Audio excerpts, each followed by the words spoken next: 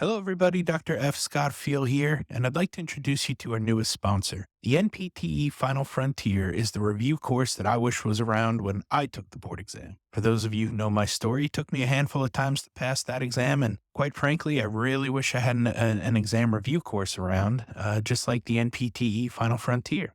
Check out their website, npteff.com, and use the code HET at checkout for 10% off to all of our listeners and fans.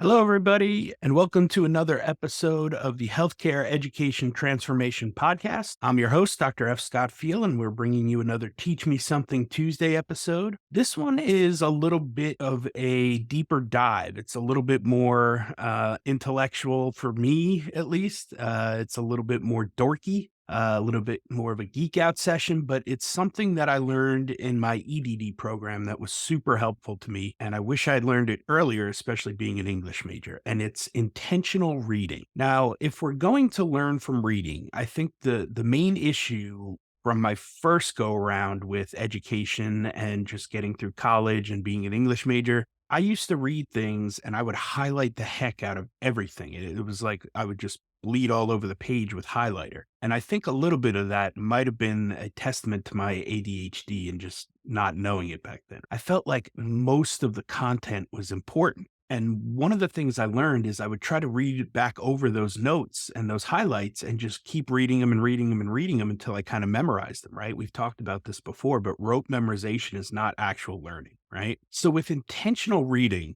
we want to make sure that we have mindful learning and deep processing occurring. Mindfulness kind of refers to being aware and proactive in your learning, leaning into that intention.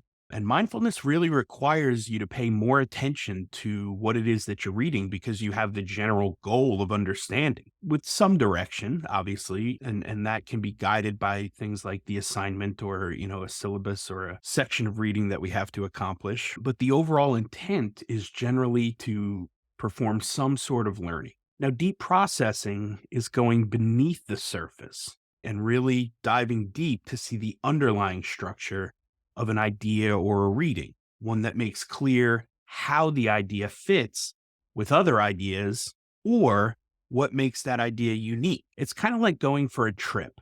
You know you have to get somewhere. But before you do that, you really learn the lay of the land and you learn all of the landmarks along the way before you take that trip. This way, you arrive successfully because you did all the pre planning. You've kind of seen the general overview of the land and the trek you're going to make.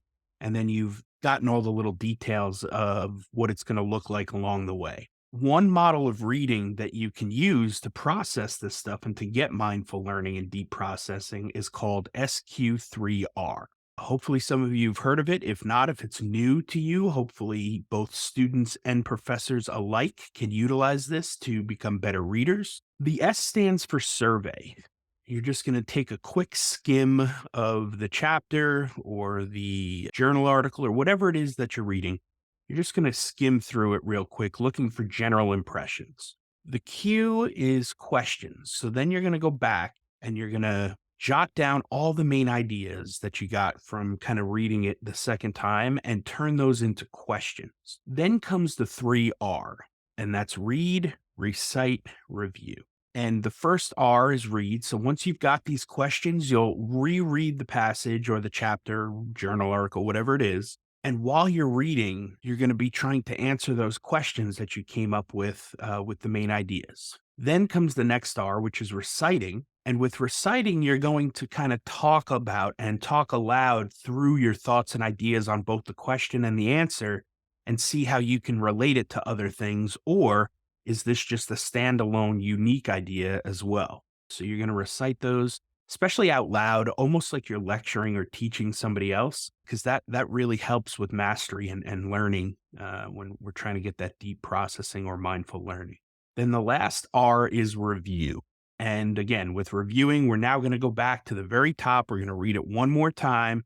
And we're going to try and highlight all the questions that we had, all the answers that we came up with, and then all the connections that we've made. It takes a little longer to do it this way, but truth be told, once you get good at it, it really becomes almost like second nature. It just becomes a process that you can do And you don't have to do it all the time, but I would strongly recommend you doing it when there is something that you have to read to make those mindful learning and deep processing connections. So if it's something that's super important that you just have to get like a really big theme from, and it's something that you're going to be using a lot in future courses and things, then I would recommend using it with the SQ3R method when you do your readings. Hope that was helpful, and we'll see you on the next one.